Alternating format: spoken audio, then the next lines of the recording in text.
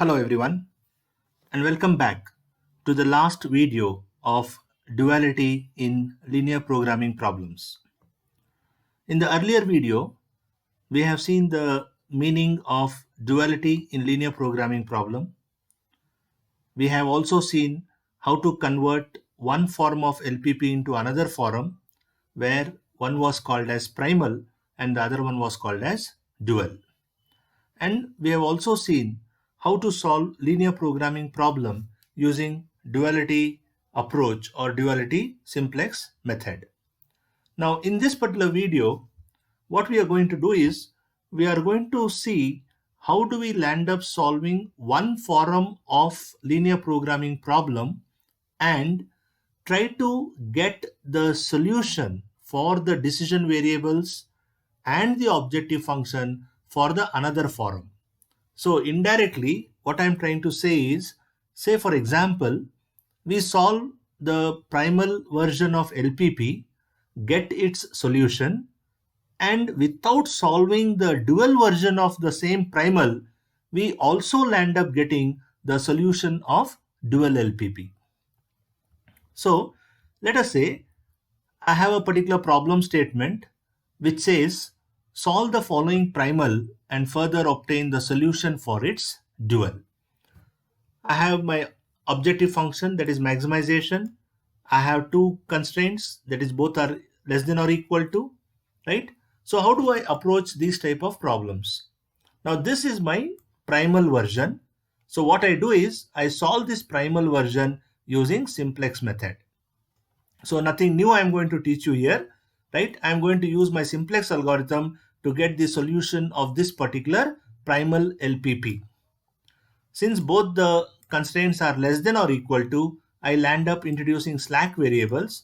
So S1 for the first constraint and S2 for the second constraint, and this is my objective function where the coefficient of the slack variables are 0. Now this is my standard LP model. I put this in the form of the simplex table, correct? So as usual, you know, these are the entries that you make in the simplex table. Two basic variables, that is my slack variables S1 and S2. These are the values of the coefficients of the decision variables in objective function, and this is my delta j. And then I have one of my delta j as minus 50. So since delta j is negative, I draw conclusion that this particular solution is not optimal. So I find out my incoming vector, which is my x2, and then I land up calculating the minimum ratio in the next step to find out my outgoing vector. So my procedure to calculate the minimum ratio, you are already aware. So I have this 3 by 3 is equal to 1, and minimum ratio in the next case is 1.2. This actually 5 by 4, so this is 1.25. So now this is my minimum, so I draw conclusion that S1 is the outgoing vector and x2 is my incoming vector. So I can say x2 comes in place of S1. So that is what I have highlighted. Now what I do is I make this particular element as unity as 1 because that is my pivot element, by making use of this equation called as R1 is equal to R1 by 3. And then once I make that particular element as unity, you know very well, you have to perform row operations to ensure that these two elements are 0. So this is my row operations, which I say R2 is equal to R2 minus 4 R1, and then I say R3 is equal to R3 plus 50 R1. So once I perform these two row operations, this is my new simplex table. Now once I get this new simplex table, again I find that the delta j here is minus 20 by 3. So since it is negative, again I draw conclusion that solution is not optimal. So what I do is I land up calculating the minimum ratio because I know now variable x1 is my incoming vector. So in my next step, I have my minimum ratio, which is calculated, which comes out to be 3 by 2 and 3 by 16. So 3 by 16 is the minimum. So I draw conclusion that S2 will be now my outgoing vector. And hence what I say is x1 comes in place of S2. So that's what I have written here. X1 is incoming vector and S2 is outgoing vector. So I make the pivot element, this one, as unity by multiplying the second row with 3 into 16, correct? That is R2 is equal to R2 into 3 into 16, so that I get this particular element as unity. And then this is what I was talking about, this one, that is my unity. And then I perform row operations to ensure that the other elements in this particular column is 0. So these are the two row operations that I perform. R1 is equal to R1 minus 2 by 3 times R2, and R3 is equal to R3 plus 20 by 3 times R2, right? And then I get my revised simplex table like this. And then I look, when I closely observe my delta j values, I find that delta j is greater than or equal to 0. And then since delta j is greater than or equal to 0, I draw conclusion that solution under test is optimal. And what are my optimal values? These are my optimal values, right? X1 is 3 by 16 coming from this particular column of simplex table. X2 is 7 by 8 coming from this particular column, and hence my value of Z is 205 by 4. Okay, so the given primal form has got the values of the decision variables x1 as 3 by 16 and x2 as 7 by 8 and z as 205 by 4. Okay, now this is the solution for the problem statement called as solve the following primal. Okay, so this is what we have done so far. We have obtained the values of the decision variable as well as the objective function. Now the second half is, it says further obtain the solution for its dual. So let me go back to my last step. Yeah, here I am. Okay, now this is my value of Z for the primal. Now what I do is I convert the primal into dual, right? So on the left hand side of this is my primal form and this is my dual form, right? So how to convert a primal LPP into dual, we have already seen in our earlier videos, so I'm not going to spend time on that. Okay, now how do we solve this actually? So this primal, we have already got the values of x1, x2 and z.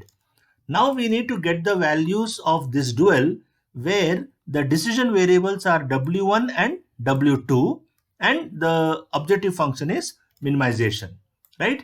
Now watch out carefully. We are not going to solve this dual using simplex algorithm. Instead, we are going to take the help of the last table of your primal to get the solution for dual. And that's the beauty of this approach. I repeat, we are going to take the help of this last simplex table of the primal, which gave us the answer, which gave us the solution, to get the solution for the dual without actually solving the dual LPP. So how it goes actually? Have a look at it. We get the solution of dual from the last simplex table of primal. That's what I have written. Okay. Now let us focus on our last simplex table. This is our last simplex table. Okay. Now let us further focus on the values of delta J in our last simplex table. Okay. So this is our values of delta J. Now in the primal form, we know that x1 and x2 were decision variables. Am I right? And s1 and s2 were the slack variables. Now carefully listen what I am saying. The values of delta J, okay, the values of delta J in the last simplex table of the primal for slack variables. Okay, so we have two slack variables s1 and s2. The value of s1 in delta j, I can tell like this: the delta j value of s1 and the delta j value of S2 from the last simplex table of primal is the solution for the decision variable of dual. I repeat once again, the delta j value of S1 and the delta j value of S2 in the last simplex table of the primal will act as the values of the decision variables of dual, right? Now, delta j of S1 is 15, delta j of S2 is 5 by 4. See here, S1 is 15 and S2 is 5 by 4. So we have two values here, right? And the best part is the dual has got two decision variables, W1 and W2. So what happens is S1 becomes the value of the decision variable W1 and S2 value becomes the value of the decision variable W2. That means what? W1 is nothing but 15 and W2 is nothing but 5 by 4. And hence what I do is I will substitute these values, okay? I'll substitute these values of S1 and S2 for W1 and W2. And that's what I have written. I have written these delta j values of S1 and S2 becomes the values of the decision variables of dual. So W1 is 15, W2 is 5 by 4. You substitute in your objective function, you get the value of Z as 205 by 4, right? So the dual objective function value is 205 by 4, and at the same time the primal value of LPP is 205 by 4. So here you see the values of the objective function are same, right? So that is the advantage of this, right? So given one form of LPP, you can also find the values of the decision variables and objective function of the another form without actually solving it, right? So that is what the problem statement actually says, that solve the following primal and further obtain solution for its dual. So further obtain means you are actually not supposed to solve the dual through simplex method. You are actually going to take the help of the last table and get the required solution.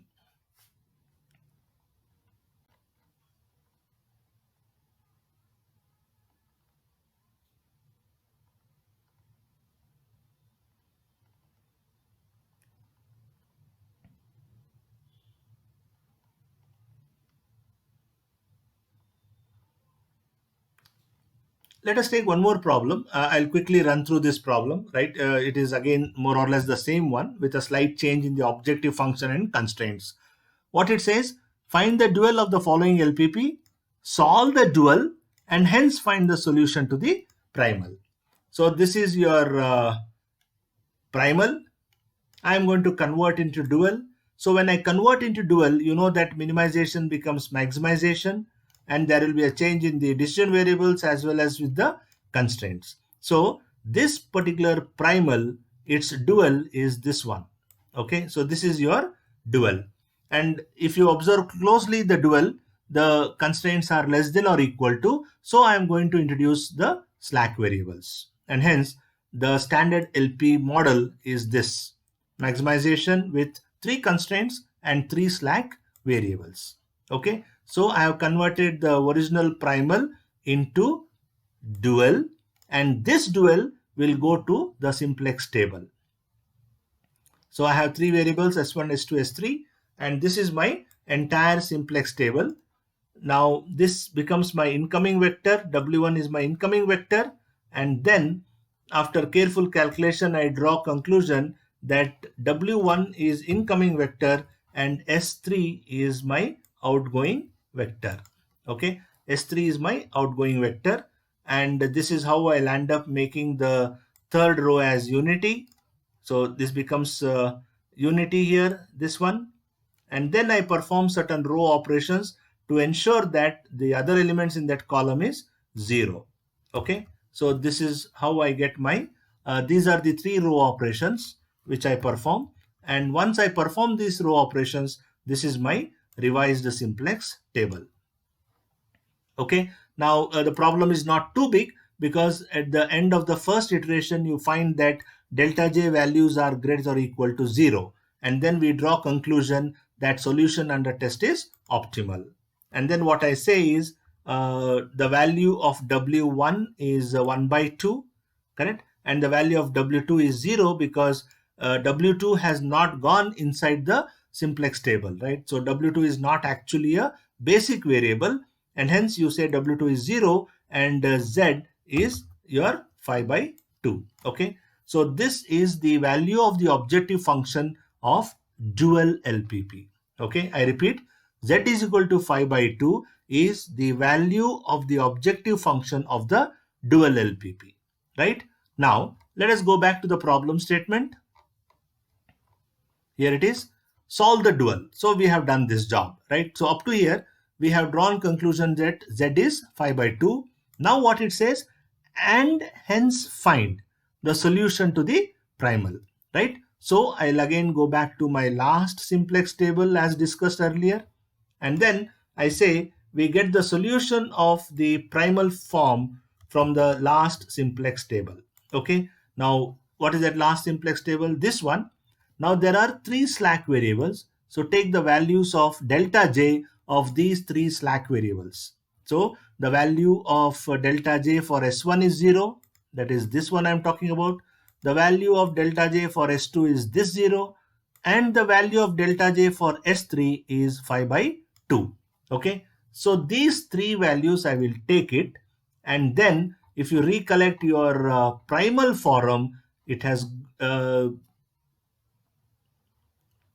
this one. This is your primal form, which has got three decision variables, right? And hence what happens, the delta j values of s1, s2, s3, which is 0, 0 and 5 by 2, becomes the values of the corresponding decision variables of primal, right? So what are those three decision variables? x1, x2 and x3. So x1 becomes 0, x2 becomes 0, and x3 becomes 5 by 2. So this is what it is, right? So these delta j values of s1, s2 and s3 becomes the values of the decision variables of primal. So I have x1 is equal to 0, x2 equal to 0, x3 equal to 5 by 2, and when I substitute these values in my objective function, I will get z as 5 by 2, right? So this z 5 by 2 is the value of the objective function of the primal, which is same as that of dual.